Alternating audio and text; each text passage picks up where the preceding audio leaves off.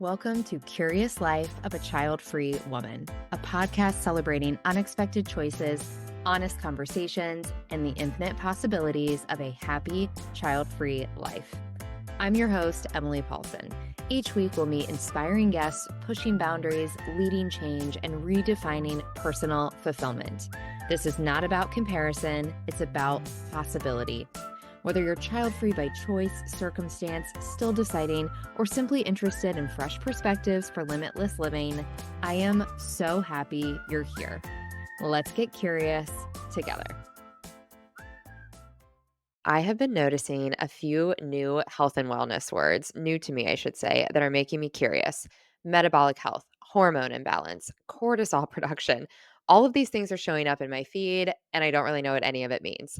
Luckily, we have the functional health expert, Jillian Harbarcuk, with us today, who is the perfect person to answer all of our questions. Jillian is a functional health coach and certified personal trainer, specializing in metabolism, hormones, and longevity.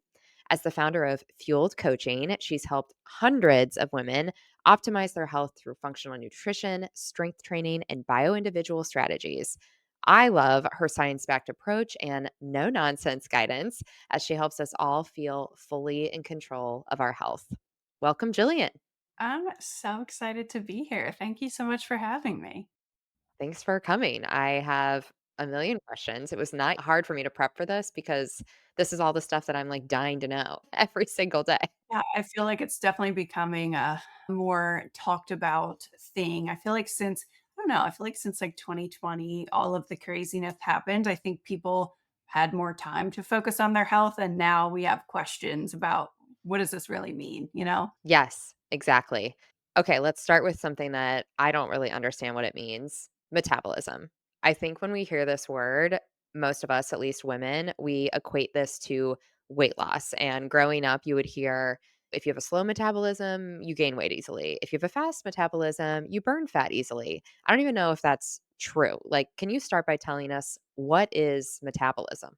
Yeah. So metabolism is an internal process, right? And technically, it's the biochemical reactions that keep you alive. But when we're talking about weight loss specifically, there are definitely, and I totally used to believe this, we think it's like genetic. Like my mom had a slow metabolism, so I have one. When in reality, a lot of that is so environmental and behavioral in that we tend to, if you think about even something as little as if your parents said you needed to clear your plate at dinner, you carry that with you through your adult life. And a lot of women don't even realize that. So it's the same thing if, I did Weight Watchers for the first time at 17 because I saw my mom do Weight Watchers and Jenny Craig. And I just thought that's what women were supposed to do. That dieting was literally part of who I was, which is sad, right? And fortunately, I'm in a position now to be on the other side of that. But understanding metabolism, it's really just the process of your body converting food into energy, right? So there are different components and different things that make up your metabolism, but it can't break. It can get slower and it can speed up, which is the good news. If I could pick one word to define the foundation of what I do, it would be metabolism because I think there's so much power in understanding exactly how your body works and to get it to work in your favor, you know? Yeah, tell us more about those inputs and the things that we can control because I think you're right. We think it's genetics or we think we just got unlucky or we got lucky, and I had that same experience growing up. Like, my mom and I are drinking Slim Fast shakes together, which was just like that's what everybody was doing. Like every girl I knew, every other mom, like that's what we were doing. And then like you see some skinny woman out there eating a cheeseburger and you think she must have a fast metabolism. So, like, what is it really? Like, what pieces can we control? So I always approach it like if you think about your spouse, so many women will complain, like, my husband can just cut soda and drop 10 pounds in a week. Like, why is that? Well, think about the behaviors of men. They do not approach food and nutrition and dieting and even what they do in the gym in the way that a lot of women do, in that we tend to look at how many calories are we burning? I need to eat less. We go through these different periods of dieting that over time do take a toll on our metabolism. Whereas with men, they're just going to eat and live life. So metabolically, they're not typically in an unhealthy place. So when they do make that one small shift, their body responds in what they would perceive as a favorable way. But with women, it's diet culture too, right? It is like shoved down our throats on social media. And obviously it's evolved, right? It was like cut fats, cut carbs, cut whatever, right? It's always evolving. But when it comes to actually manipulating your metabolism in a way that feels favorable to you and gets you what you want so that you can eat the cheeseburger and live life and not feel guilty and not gain weight, really comes down to the daily energy expenditure equation. So 70% of that is your basal metabolic rate, which most people would think is fixed, but it's not. And the easiest way to manipulate that and increase it is to not live in a calorie deficit, but it's to strength train and add muscle. And muscle is the secret to longevity and life and moving well. And there's correlation to having more muscle and literally living longer and being healthier. And obviously, you're less susceptible to falls when you're elderly, right? So many things we don't think about probably in our 20s, 30s, 40s. So that's the biggest component of that. I think so many women focus on the exercise component, which is about 5% of our daily energy expenditure. So if you put that into perspective, we are like pigeonholed on maximizing the 5%, but neglecting the 70. And it's like that muscle is where Mhm. that gold is, right? To manipulate that. And then our bodies were designed to move. And I think so many people now are more sedentary after remote work life and just the way the world has evolved. So we're designed to move and be outside and connect with people. And it seems silly to connect something like that to metabolism, but it really does have such an impact on your health. And then outside of that, there are little things you can manipulate. Like the fourth component of that equation is the thermic effect of food, which is just you're burning calories as you consume the calories, and protein essentially has the highest TEF, right? So these are all the things I talk about with women is lift weights, move your body, get some sleep, eat some protein, right? Eat some nutrient dense foods. And then all of a sudden your metabolism starts to work in your favor after sometimes years and years and years of dieting. I feel like this is really good news that it's not about doing less, it's about doing more of these things that kind of boost things up. In your experience, do a lot of the women who come to you who are wanting to lose weight or they feel like I'm at this plateau or I can't lose weight or whatever, are a lot of them not eating enough? I don't want to like put all women in a category, but yes, it is. I think our natural inclination is to eat a lower calorie amount, and we think like it's been normalized. So I tend to work with a population of women that are similar to me, naturally very like type A, high achieving business owners, all of those things. Sometimes it's not intentional of under eating. It's just living life and not really thinking about it. And I have a million things to do. And I lived that life too, and it crept up on me quickly and not in a fun way. So, yeah, it's under eating, but sometimes it's intentional and sometimes it isn't. That's a good point, and yeah, I don't wanna generalize either, but I do feel like we've had such a lopsided amount of messaging the other way. You said, like, every diet has the word "cut" in it, right? Like, it's all about, like, less, less, less, less of something specific or less overall, and I think we need to hear this mindset shift, and it doesn't mean just eating more of whatever, and we'll talk more, like, I have all these questions about the specifics of that, but to me, it's like a huge relief that no, you can eat till you're full or eat when you get hungry again. And it doesn't have to be like by the clock or fasting, whatever. I just feel like it's important to say Yeah. it. Yeah. And I always try to bring it back to like foundational things because calorie deficit in and of itself is what's needed to lose weight. But I always describe it as that like it takes on a different face or personality or mask, right? So it's Optavia, it's 75 hard, it's intermittent fasting, it's Weight Watchers, it's keto. It's a calorie deficit with a different mask on its face, right? And women think I'm doing something different. Why aren't all of these things working? I'm broken. Something's wrong. And it's like, no, you're doing the same thing over and over and over and thinking something different's going to happen. And it's not. So true. Okay, let's talk about what we do to actually make a difference. This idea of just more movement. Like I had a Fitbit and for a while I was obsessed with getting 10,000 steps a day and then I started to think, is this made up? Is this some marketing thing that now I've structured my whole life around this number? Do I even know what this number means? Like this idea of going for walks or hitting a certain step count or even standing while we work, like standing desks. How much does this stuff actually matter? So 10K definitely was this marketing thing that stuck. Now, there's nothing inherently wrong with hitting 10,000 steps a day. I typically, this is not a researched number, if you will, but I think that somewhere around 7 to 8,000 steps a day is a really good goal for just general health, right? I have a sedentary job. I spend a lot of time on my computer despite being in the fitness world. And I know that I have to be intentional with hitting that goal. And as I should, right? That should be a priority. That should be top of mind to move my body throughout the day and prioritize myself.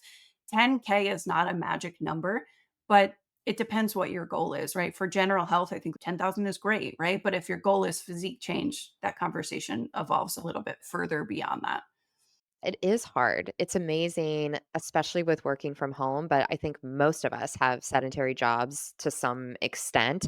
And if we don't have sedentary jobs, then we can't wait to get home and sit on the couch and watch TV. And I totally relate. It's like sedentary begets sedentary. Like once you're in the zone of sitting, it's just what you do. So it's impactful to me to hear that actually making that effort and going from 4,000 steps to 8,000 steps, like it is worth it to walk around the block or take a phone call while you're walking or something. At least that's what I'm hearing, right?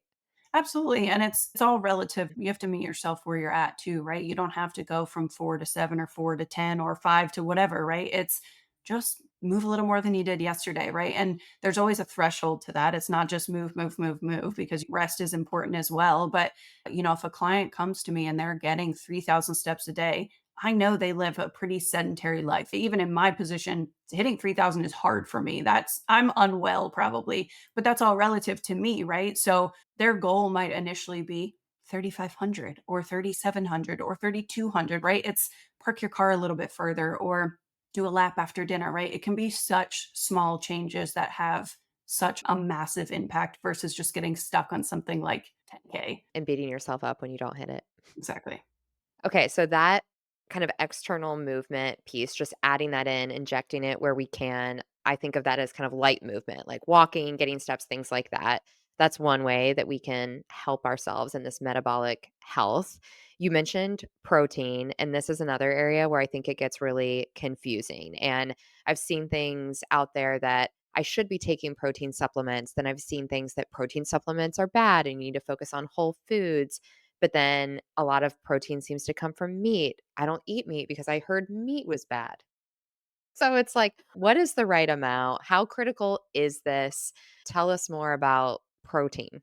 Yeah. So if like a supplementary to a diet, right? Like there's nothing inherently wrong with protein powder. But if I have a client who's hitting her goal and I'm looking at her nutrition and it's a protein bar and it's protein powder and it's a collagen drink in her coffee, we got to eat some food, right? We're missing out on the opportunity to get protein from our plants and from other sources to give our body the nutrients that it needs. However, I'm a little biased in that I do think animal protein is a superior source of protein in terms of the benefits to your body. However, there's also nothing wrong with being plant based, but it's important to know that a lot of plant based protein sources aren't complete protein sources, meaning it might lack amino acid or two.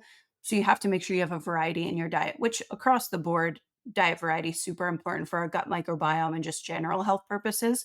But ultimately, they say 1 gram of protein per pound of body weight. Now, if you look at my social media, you'll definitely see that recommendation. However, I'm also speaking to a specific population of women very intentionally looking to make physique changes. So if you weigh 130 pounds and you eat 130 grams of protein, certainly not going to hurt. But when we're adding in strength training and stuff, that's when that number becomes a little bit more important and a little more valuable. And it helps with satiety when you're dieting and all of these other factors to consider. So I'm speaking to a very specific population, but protein in and of itself, there really should be a baseline for it.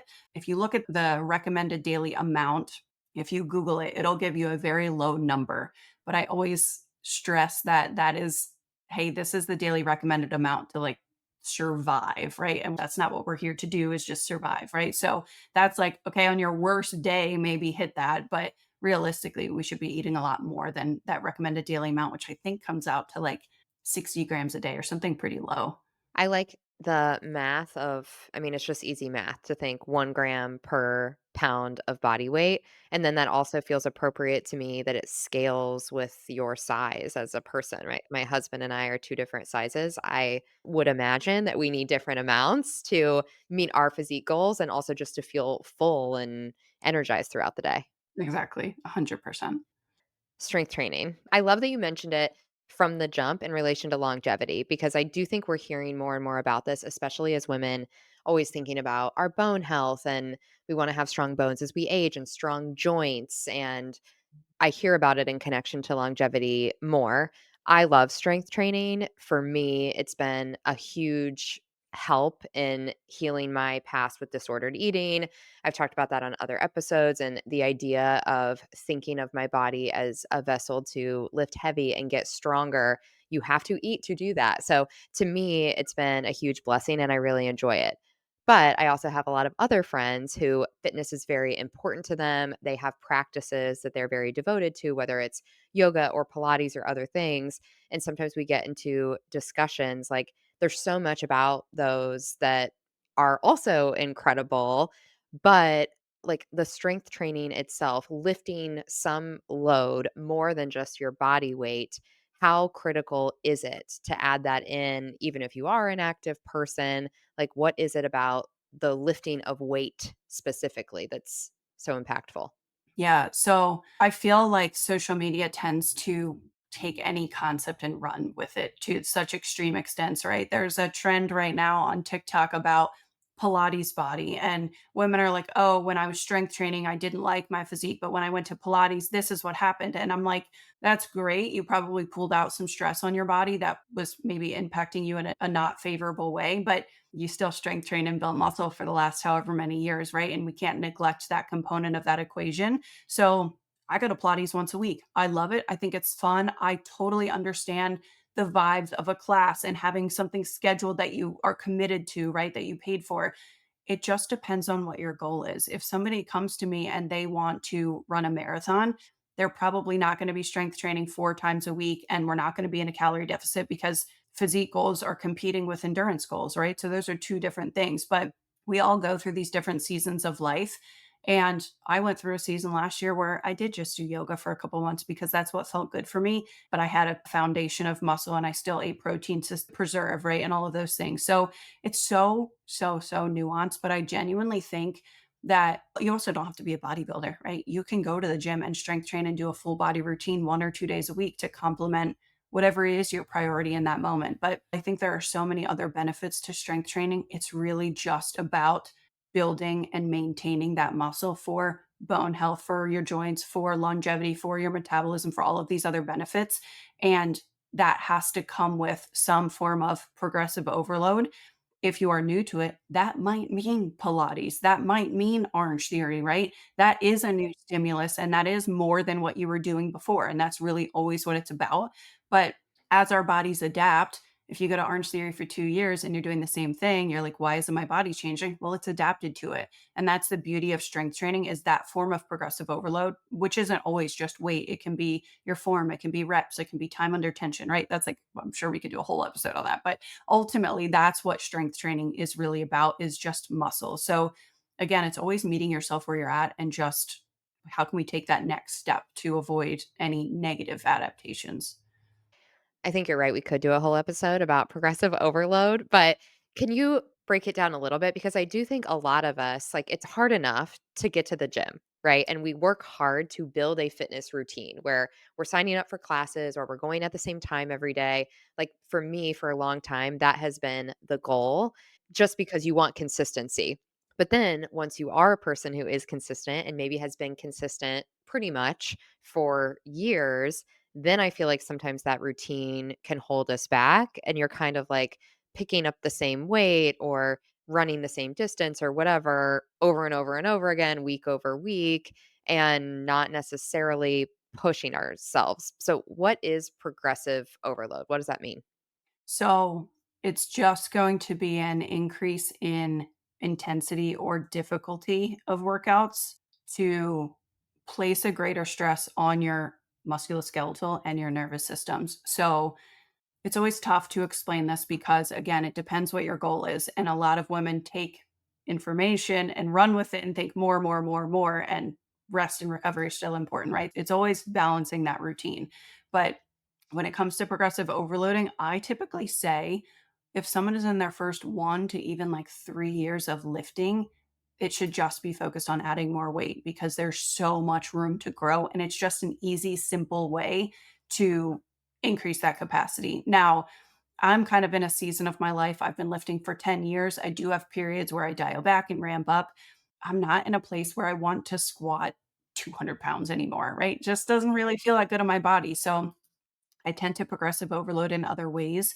That could be, like I said, increasing weight. It could be manipulating the tempo or intensity, meaning you're literally having, faster reps or shorter rest periods, or it can be unilateral and incorporating more like balance and functional things. It could be external resistance, like adding a band to your dumbbell or improving your range of motion and your form or the volume and the frequency that you train, right? So there's nothing inherently wrong with high intensity training, but when I talk to women who have cortisol concerns, they tend to overdo it and they adapt to it, right? So it should be periodized or have some variation in your routine where maybe for a little bit you focus on HIIT, or maybe I go to Pilates for 6 weeks and then I change it up and do something else, right? So I think everyone tends to like take something and run with it. And we just have to have some data to go off of and know what variable we need to manipulate to get the result that we want, essentially. It's hard to find that sweet spot, and I struggle with this too, and certainly I relate to more is more is more. And especially once you feel like this is something I should be doing, then the tendency is like, "Okay, well, then I'll do it as much as I can." And whether that's frequency or load or, try to lift more, try to lift heavier, and I think the thing that falls away is the rest day, the recovery, or the variety in the way we're moving our body.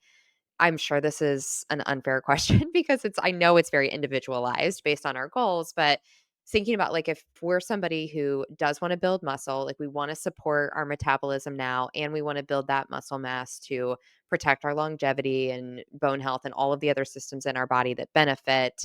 We don't necessarily want to be a bodybuilder, but we want to have a routine that we can sustain and enjoy for a long time. Is there a sweet spot of frequency? Should we be really focused on lifting or should we be injecting like one day of Pilates or yoga? Like, what does the kind of schedule look like?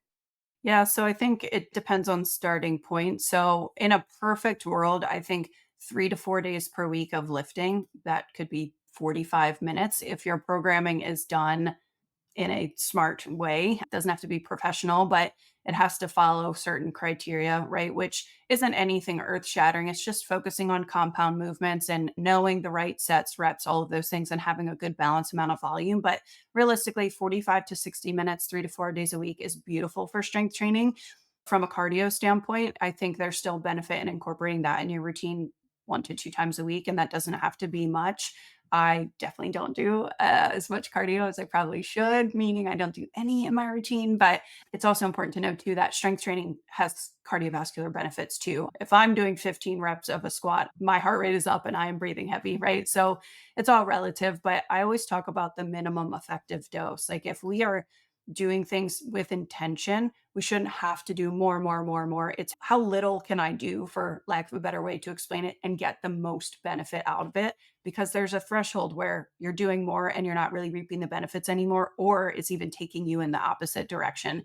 And of course, everything being nuanced is a little frustrating in the health and fitness space because it's like, what is the right answer? But 3 to 4 days a week, I think incorporating yoga and mobility in a perfect world is beautiful in somebody's routine to just have some parasympathetic inputs and slow down and recovery, but really just having some rest days where you're not overworking your systems, right? Your musculoskeletal and your nervous system are super beneficial to that equation too. So that would probably be the sweet spot that I would recommend. I love it. And I'm going to follow that advice. I feel seen with the cardio thing too, because I'm like, listen, I'm really out of breath when I'm lifting. I'm sweating insane. Like, this is cardio. Yes. No, 100%. I'm just not a cardio gal. I definitely used to be. I truly enjoy strength training, and some women love what they get from cardio. I've had women who do cardio because they say it's their release, and I'm like, we have to actually be careful with that too, because we wanna make sure that we know how to regulate our bodies and our nervous systems on our own without this external need. So there's nothing inherently wrong with cardio making you feel good, but it's just what is the intention behind it, and are we using it in a healthy way? Okay, you bring up a really good point there of stress release or stress relief. And I often think that we see exercise as a healthy habit, which it's like the most obvious thing I've ever said. Of course, it's a healthy habit. That's what we're talking about. Yeah. And I've seen the benefits in my life with dopamine and endorphins and productivity and energy levels and all the things that have nothing to do with physique. That's a whole other side of the upside.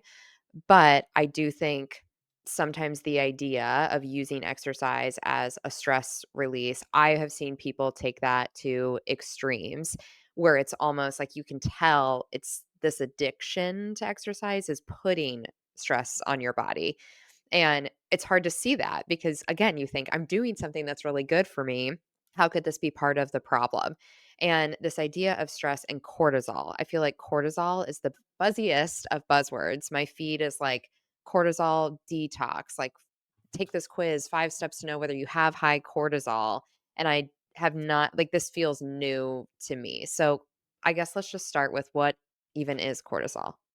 So cortisol is our stress hormone, and cortisol is not inherently bad. If we are in a situation of danger, if a lion is chasing us, if we don't have cortisol and the response that we do in our body, we will not respond appropriately in that scenario and it won't end well, right? So having cortisol is good. It's when it is chronically elevated, which unfortunately, I don't think that's uncommon these days. I think our generation, I think poor millennials have this like trend of run yourself into the ground or you're not working hard enough. That's just my opinion and perspective on that. I was very much raised to perform and perfectionist. And again, it's another one of those things that I have a very competitive nature. So if my parents challenged me or somebody was doing better, or I can't even go in an Orange Theory class because if I see somebody on the scoreboard doing better than me, I will run myself into the ground. It's not healthy. But ultimately, we don't want our cortisol to be chronically elevated. And we have so many sympathetic inputs, meaning stressing our nervous system, but never parasympathetic, that like rest and digest part. And we often think, I don't have time for that. I'm too busy. I can't just meditate in the middle of the day, right? Which I understand because we have this belief. But ultimately, cortisol being chronically elevated is when it becomes a problem. Now, something like strength training provides a brief cortisol spike and then a drop. So that recovery is important, which is why we can't just work out and break down our muscles 7 days a week and then expect one to feel good and two our physique to change, right? And the other benefit of muscle is that it does act as a buffer essentially for stress. So your body just handles stress, regulates blood sugar better, improves insulin sensitivity, right? So there's other benefits when it comes to lifting and muscle specifically. Whereas I often see the combination of under eating and overtraining that's going to put us in a state of chronically elevated cortisol. Then you throw something like perimenopause into the mix, which all of the advice that I give is the same for perimenopause. It just matters like that much more to be doing those things. So that's really what it comes down to is cortisol is our stress hormone. It is not inherently bad. We do need that. We just have to know how to counteract those moments of it being elevated essentially. How do we know if we're living in a state of like chronically elevated cortisol? I mean, you can get right down to it and test it. I personally use two different tests. There's a ZRT test, which is saliva, and there's a Dutch test. And both of those measure your cortisol, but also its metabolite. So there's cortisol, cortisone, and then it looks at your rhythm. So you can't just get a cortisol draw at 9 a.m. and say, okay, my cortisol is good because you might be okay in the morning, but it might be crazy high at night. And that's why you can't fall asleep, right? So it's important to look at your actual rhythm because it should rise in the morning and then it should gradually drift down at night because as cortisol comes down, melatonin comes up, which is how we get sleepy and go to bed. Then when we wake up, melatonin's coming down. And as soon as our eyeballs are exposed to light, which is why the sun is so biologically important, cortisol, it's our body signal, okay, bring cortisol up. It's time to start our day and get some energy. So we have this natural rhythm that our body follows with our circadian rhythm. And so I always bring it back to like, primitive times. They woke up with the sun and they went to bed when the sun went down. Our bodies biologically have not changed from that. So there's so much that goes into cortisol. Same thing. It could be its own episode, but that's kind of how it ties in, generally speaking. I've never heard this connection between melatonin and, like, as you say that, it makes sense. When I can't fall asleep, it's because I'm feeling stressed out and my brain is running through all of these things. I didn't even know cortisol was a hormone before this. We'll talk about hormones because I feel like we're just scratching the surface as a society to really even understand what they are. Okay, outside of getting a test, which I do want to do, are there things that signal us that we feel, like mood things or like I just am getting over a cold and I was flying during the sickness and I was sitting there on the plane just like trying to hold back coughs, when you're around strangers and you're like, "Oh my god, I would do anything to like choke back this cough right now." And, we were delayed, the plane is taking forever, like my air vent thing wasn't working and I could just feel like I'm not moving or making any noise, but I like my body was so hot, like the stress building up inside me. And because of my Instagram feed, I was sitting there thinking, I wonder if my cortisol is like through the roof right now. Like, is this what that feels like? Like, what are the symptoms that we can actually feel?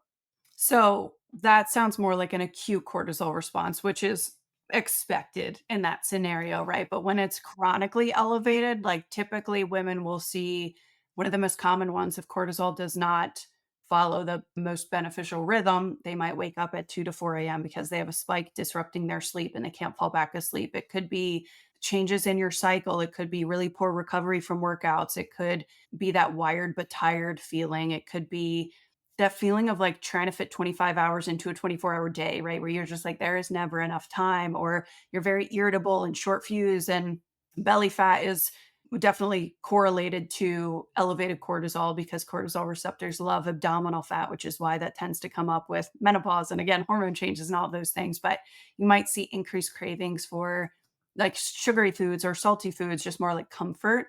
And then also you wake up after 8 hours of sleep and you're just exhausted. It could be low blood pressure and, dizziness when you stand. It could be low blood sugar and feeling shaky or having big crashes after your meal. So it's tough because so many of these symptoms overlap with other things. So it's like, how do I know what I have? But typically I'll do like a stress assessment on someone and I can pretty much tell, like, okay, something's off, especially if you have specific points in your day that you're like, every day at 2 o'clock, I can't hold my eyes open, I crash, or I'm exhausted when I wake up no matter what, or I'm running on caffeine to try to get through. That's usually a pretty telltale sign too. So there's high cortisol and then there's low cortisol, which is a progression past chronically elevated cortisol, and that's more dysfunction with your whole HPA axis, right? So there's a lot of directions that can go, but ultimately, those are typically, I would say, some of the most common things that you would see.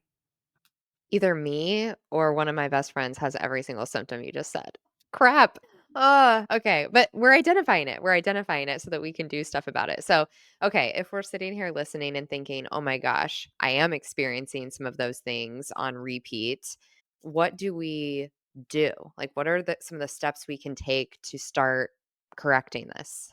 So I always say control what you can control. So as lovely as it would be to quit our jobs and take a hiatus and go on vacation and put our toes in the sand for a couple weeks, we typically can't do that. So it's like, what can we control? And, I'm in a season of life and business that requires a lot more of me than I would prefer in a maintenance season of life. So I have to be very diligent right now about my sleep and I have to be very diligent about adding in parasympathetic inputs, which is why I go to Pilates. That's a form of me slowing down, connecting with my breath, being mindful, being present, not being connected to a device, even if it's 50 minutes a week. That's good for me. So it's adding in parasympathetic inputs to kind of counteract a lot of the stress that might be on our plate. So that could be breath work for a couple minutes a day. It could be meditation a couple minutes a day. It also can be taking yourself on a date, doing something that you love. Like sometimes I'll ask clients, I'm like, what do you do for fun? And they're like, I don't,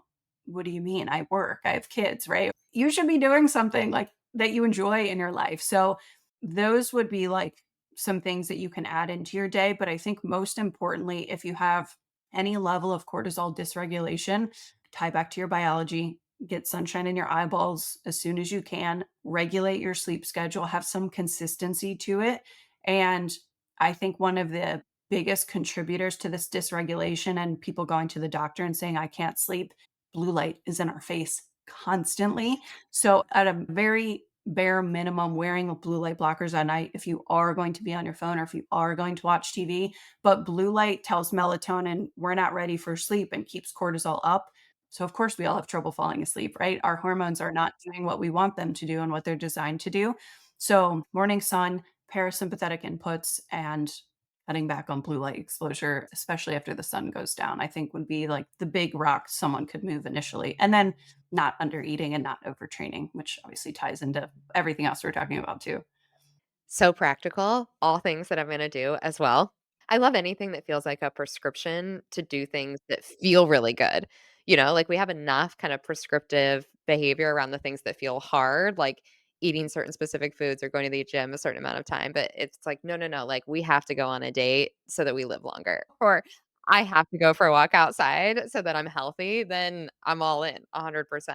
Have fun, live a little, I think we forget to do that as adults. We use that, like, childhood connection, right? That childlike behavior. It's okay to just, like, have fun and relax and not take life so seriously.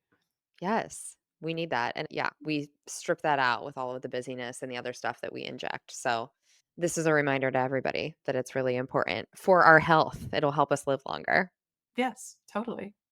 You mentioned perimenopause, and I wanna understand this larger hormone conversation. So now I'm educated on the fact that cortisol is a hormone, which I did not know, but hormones overall, I'm starting to learn just a little bit more about the impact of this. And again, I think as women, we traditionally have thought about this in the perspective of fertility or fertility testing, things with our cycle. Some listeners here have kids, some listeners here do not have kids. And I'm just learning that the hormone equation, it impacts everything: heart health, hunger, mood, like so many things that I feel like were never explained to us by a doctor or anybody else. How does the larger hormone landscape play a role in our capacity to help our metabolism, strength train, do all these other things we're talking about? So there are so many like variables you can manipulate. And I always say people probably get so annoyed when I explain these things because I'm always like, well, it depends on X, Y, and Z, right? But it really does at the end of the day. It depends on what you're doing. But when it comes to perimenopause specifically, menopause can be a 10-year time span from when it starts to when we actually are done, no cycle, signed, sealed, delivered. So initially with perimenopause, it's a roller coaster with our hormones. There's really no consistency, no rhyme or reason. One day you're having hot flashes and you're like, something's wrong. The next day you're fine and you're like, maybe it's not happening. So that is a telltale sign that you're kind of entering that stage of life. Now, I have seen women absolutely throw themselves into menopause early from overtraining, under eating, and just not prioritizing themselves. So there are hormone changes, obviously, that happen during that time, not within our control. It's just the way the cookie crumbles. But eventually, estrogen and progesterone are going to go down. Our body is not in a season of life anymore to reproduce. And that's the change that we are living through. So, cortisol tends to increase more during that time, which is why once we're in that season of life and why you should prepare for that regardless and take care of yourself is we have to be mindful of not under eating, giving our body the fuel it needs, having a regular sleep schedule, having parasympathetic inputs because we have to control what we can control. And also, why not feel our best at any point in life if we can? So it's just a big hormonal shift that happens. And we tend to feel out of control. And I think menopause tends to get blamed, which it is harder. It does make things a little bit harder to get the result that you want based on the inputs that you're giving it. But if we go into menopause, not ever lifting weights and eating 1,200 calories and our cortisol is already through the roof, our inputs are still the problem. It's not menopause that is the problem. Menopause is just a factor in the equation that's exacerbating those things happening. So I think understanding, like you said, this is not like mainstream education. And I think we should know how our bodies work and how to optimize it and how to recognize when something is off and fix it. But ultimately, we have to just be prepared for what is inevitable for us as women. And we can't really change when it happens, but you certainly can speed up that timeline if your inputs aren't healthy. I did not know that. I didn't know that it was something that we could accelerate, which nobody wants to do. I mean, I've certainly never met a woman who's like pumped to get to this phase of life. I did learn that there's a lot to look forward about in another episode about menopause, but yeah, like we don't want to rush to these cycles. So it feels like even more evidence that understanding the right amount to eat, the types of things we're eating, building this muscle now, and even those, I don't like the phrase self care very much, but those parasympathetic inputs that you mentioned too, like doing that now to prepare to be able to navigate through some of these changes that may be a little less within our control. Exactly. I have a lot of women that come to me for fertility. And obviously, I'm not a doctor, that's not my job, but they come to me and say, like, help me. I can't get answers. I'm not a cure all, but if you're eating 1,000 calories, your body doesn't have enough energy to support you as a human. It is not concerned about reproducing a whole nother life to sustain because it's in conservation mode. It's like, oh my gosh, we can't reproduce right now. So when you chronically diet, have too much stress on your body, your hormones naturally drift down, right? It's down regulating these functions. So if you're creeping up in perimenopause territory, you're like, here's the runway, do what you need to do, right? Let's dive straight in. And that's how you end up triggering it early. So there are women who have all of these menopause typical symptoms, but they might be in their early 30s, right? And it doesn't mean they're in perimenopause, but they're feeling the repercussions of low estrogen and high cortisol and low progesterone. And I don't know why my cycles aren't regular. So yeah, it's all tied together. Our holistic approach always, everything is truly so connected. If somebody listening is thinking, okay, I already think I have elevated cortisol based on what I've learned. Now I'm wondering maybe more of my hormones are out of balance or imbalanced. And I definitely don't want to accidentally go into perimenopause sooner than I have to. What can we do? Like beyond the things we talked about with strength training, or maybe that is part of it, like from a hormone level, can we fix that? So, depends where you're at. If that's just where your body's at right now, we just honor it, right? Maybe we still optimize things from a lifestyle perspective, but there are like herbal things that you can do for hot flashes or joint pain from low estrogen. So, there are things that you can do to still naturally support that and make it not feel not great. With menopause, hormone replacement therapy is an option. I don't think it should be a first choice for women, but certainly available and on the table. But really, making sure that you're eating enough because your body can't be functioning in an optimal state if it's not getting the energy calories coming in that it needs. So ensuring that you're eating enough, that your gut is in a healthy place because that tends to be a root cause of a lot of issues that I have come my way.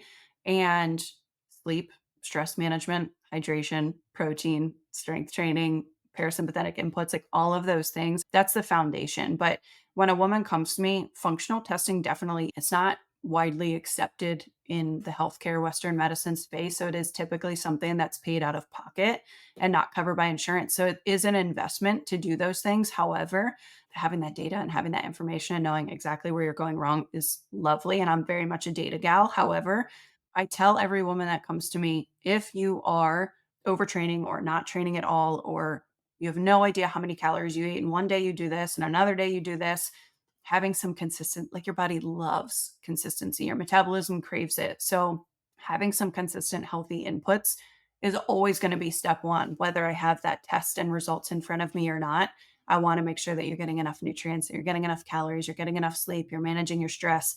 Then we can get granular. But a lot of times things magically resolve through making those changes, right? So, it's not always, people will message me, what's the best supplement for hormones? And I was like, if there was a pill that we could all take and just override all of these healthy inputs that our body requires, I would love that for us, but it doesn't exist. So it depends on what the root cause is. If you have low progesterone, I'm like, why do we have low progesterone? If you have Hashimoto's, what got you to that point? So it's always going a layer deeper and going a layer deeper. So if somebody really wants to know on a functional level, how can I truly be in a state of optimal health and thrive and feel energized and amazing? We got to go through all of the layers and make sure we have a good balance of healthy inputs that's not taking away from your quality of life, too, at the end of the day. I love the individualized approach. And I also love that some of those foundational things that you just went through, it really highlights this craving we have for which I think society and like diet culture has trained us to search for the new. Like, what is the next silver bullet, supplement, pill, plan, whatever? And maybe it's just not looking at your phone after 8 p.m. or just Really. getting in bed at 9:30 or the simplest things were like, no, no, no, no, no. That can't be it. Like, I want six-figure plan, like, the basics, there's so much value in the basics, and we've just been trained to look for some fancy new whatever, and maybe the basics could help us the most. Well, I think it's like some women are in so much pain, not physically, but like mentally, emotionally. It's having such a negative impact on their life that they can't wrap their brain around it can't possibly just be that I need a little more protein and 8 hours of sleep. It's dismissed almost because if I'm in this much pain, it should be hard and expensive to fix this, which is crazy, right? We're like, no, no, no, that's too easy. That's way too simple.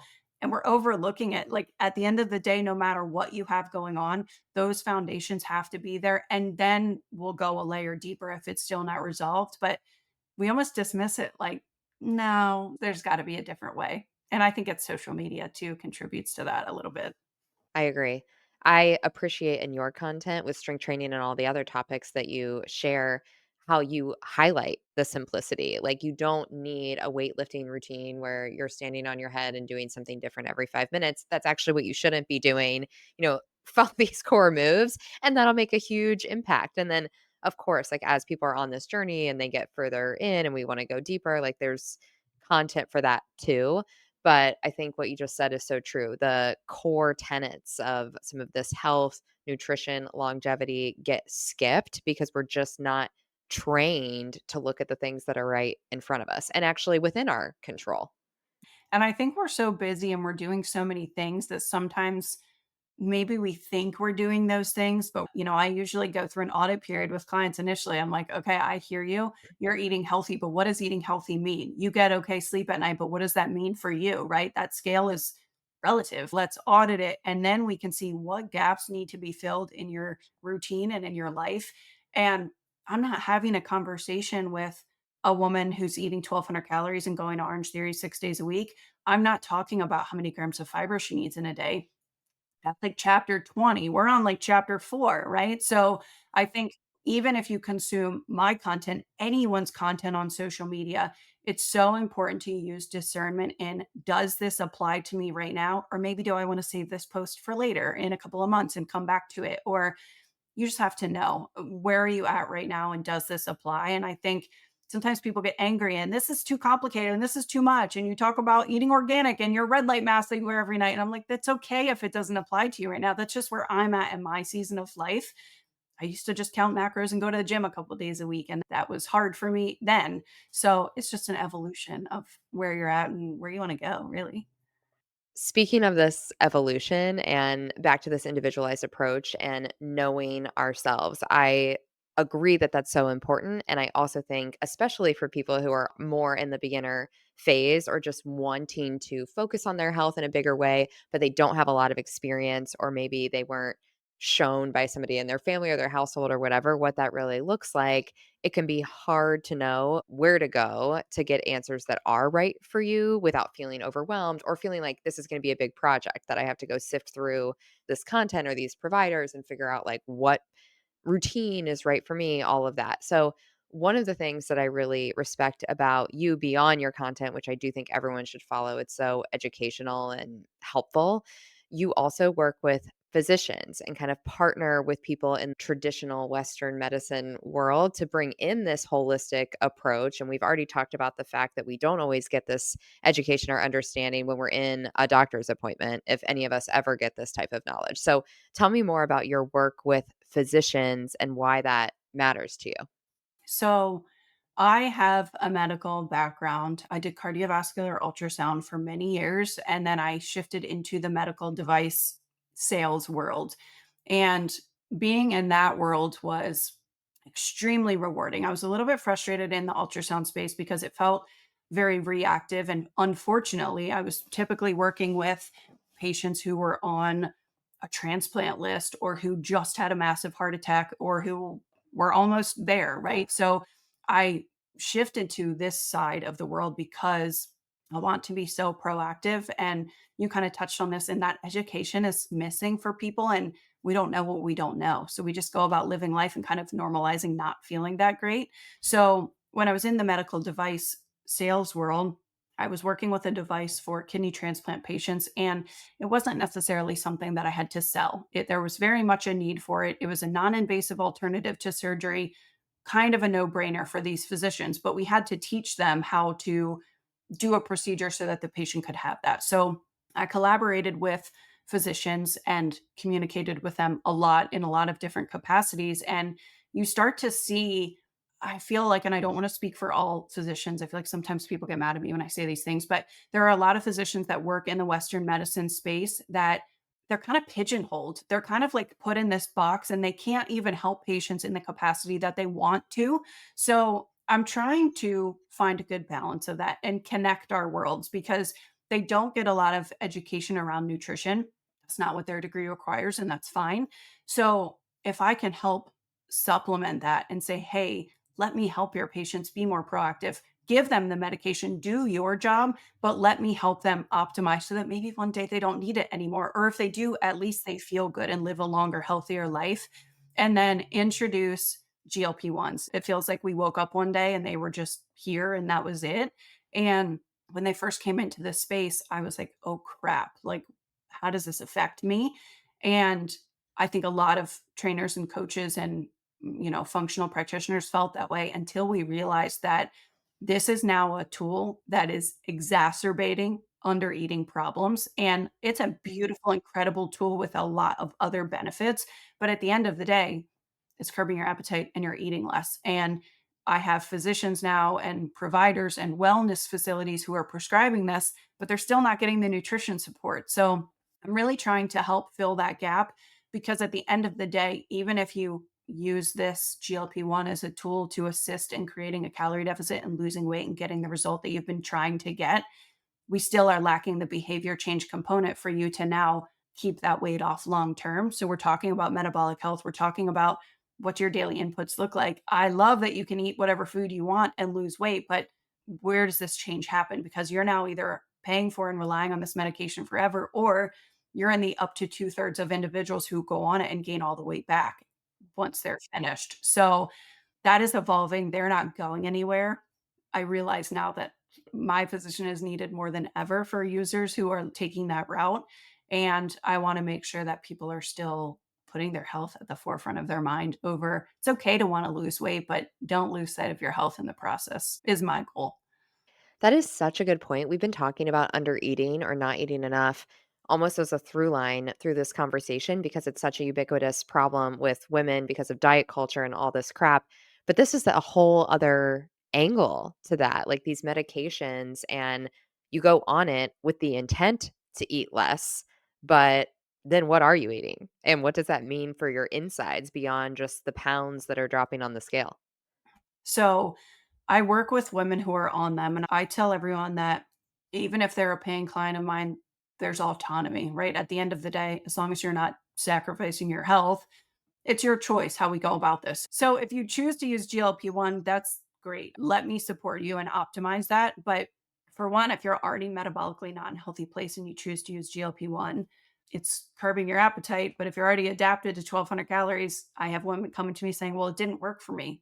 Well, yeah, because we're neglecting the metabolic component. And then I've worked with women who get prescribed such high doses that they have to set alarms. They don't even think about eating the entire day. And food noise, I feel like, is a new, like, trending topic on social media. And I understand the benefit of eliminating that, but we can't do that and then sacrifice our health in the same sentence. So women are saying, oh, Ozempic causes hair loss, or the GI motility issue, where there's like paralysis. There's always a risk to a medication, but a lot of these things are happening because it's not the drug, it's you're malnourished. If you are eating a small amount of calories for such an extended period of time, hair loss is a side effect of hypothyroid. If you are under eating and your thyroid is your metabolism regulator, let's put the puzzle pieces together here, right? So that's the problem, is now women are getting on it and it's addictive, and not literally, but addictive in that it's so easy for them to keep it and stay in a calorie deficit that they don't want to come off, or they're terrified to come off because of the statistics around weight regain after.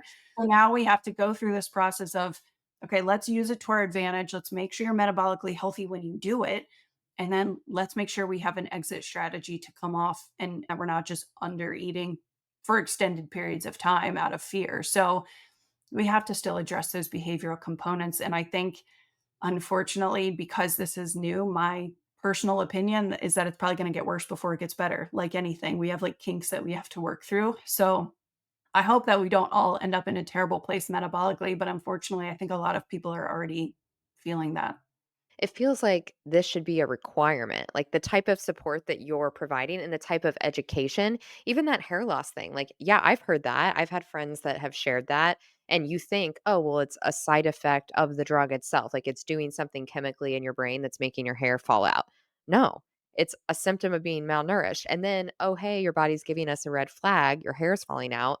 What else is happening that we can't see visibly because we're malnourished? And like, I am the furthest from the medical space, so I have no right to say any of this, but I'm also not gonna get legally in trouble for saying it. Like, it just feels like this should be part of the prescription, like support appointments, some education on what's actually happening and how to be thinking about, or maybe even before you get the prescription so that you can think through all of the systems that are being impacted. Well, when you get gastric bypass surgery, now I think those requirements are very outdated and should be revisited. However, there still is, you have to take certain nutrition classes. You have to really understand, hey, you have to change your behaviors. A lot of times before somebody gets gastric bypass, they'll say, I need you to lose X pounds first to show that you can do the things that are required of you to keep this weight off. So then you can just, I can walk up the street tomorrow and say, I want Ozempic and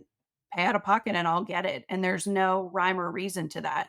So the regulatory, and that's a whole nother conversation too, is how do you regulate? Who regulates? Where do you draw the line on anything? But I agree that there's no harm in suggesting or even requiring nutrition and health changes and education in some way, because I think we're lacking in that as a society. Like, where do we start and where do we step in? But ultimately, yeah, it's scary. It's the wild, wild west right now of the industry, truly. We've talked about so many things, and I feel like we need follow-up episodes on almost all of them, and I love like, there is interconnectedness. Obviously, you have such a wealth of knowledge, and I can feel the through lines between protein and gut health, which we should talk about more, and hormones, and now these GLP-1 medications, like, all of this, thinking about it holistically and just being listeners who wanna do what we can without going crazy to optimize our health, our metabolism, hearing all of these pieces. What is one thing, like if you could leave listeners with just like, here's one thing that I wish more women knew, or a mindset shift, or a simple practice, what would you tell us is kind of the best first place to start? I think auditing your life in every capacity, not just track your food and see how many calories you're eating.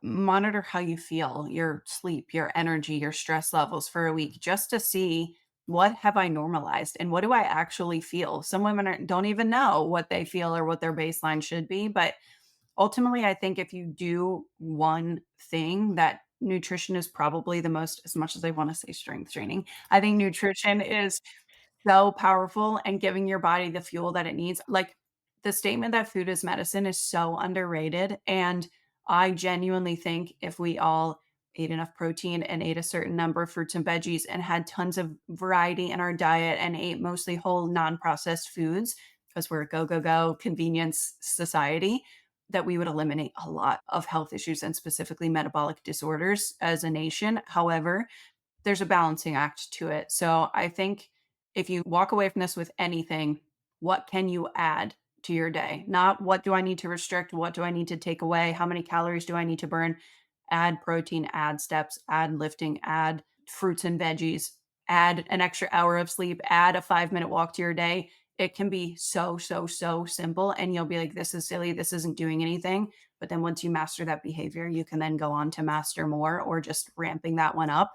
So I think just making that mindset shift of, what can I add to my life versus what can I take away? Because I think there is such a leveling up when your health is in an optimal state, because you then have the focus and the capacity to do so much more when you're in a healthy place. And listen, like, female world domination, okay? Like, it's one step at a time. But ultimately, I think if we are operating in an optimal state, men don't stand a chance. No, I'm just kidding. So that's really what it comes down to, is getting to that place, but just focus on what you can add, not things that you need to remove, because then it gets sticky. Female world domination. You don't have to be kidding. I'm here with you. And we're going to need serious health and wellness stamina to be able to do everything we all want to do as individuals and as a collective. I love that advice. Yeah, that's really my goal, is to kind of shift the way that we view food and our bodies and ourselves. We have the capacity to do so many things. So instead of like running ourselves into the ground and just feeling like we're fighting for air, just take a little bit of extra time for yourself. And it feels initially like you're losing time, but it's going to increase your capacity exponentially on the output side of it. Even coming from a professional in this health and wellness space, I get stuck in that rut too, where I need to like pull back and get a tune up, right? And check in with myself and optimize my routine. So, yeah, I think that's really what I want for every woman, honestly. Jillian, for everyone else who wants that too and wants to continue learning from you and connecting with you, tell the people what you have going on and where they can find you.